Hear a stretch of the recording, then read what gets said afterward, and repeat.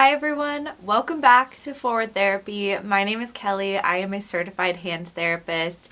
In today's quick video, I'm going to show you one really easy way to use ice on your hands with a splint. So instead of sitting there with a cold ice pack, it's wet, it's freezing, it's hard to move around, you have to sit there and wait for it to take effect for 10 minutes. If you have a brace at home that you're using for your injury, let me show you how you can use that to double as an ice pack. Let's go ahead and get into it. So with your wrist brace or thumb spica brace, whatever you're currently using, if you're not wearing it for a couple hours, go ahead and pop it in your freezer.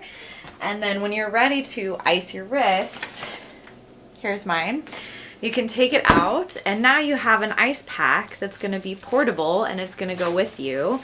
So you just slide it on or strap it on and then you're basically good to go. Now I have an ice pack on that's already sticking on my arm and I can walk around the house, I can go do things, and I have my ice pack at the same time. So super helpful tip. Hope that this was helpful for you. If you liked it, give it a thumbs up and subscribe to the channel and stay tuned for more hand therapy content. Thank you for watching.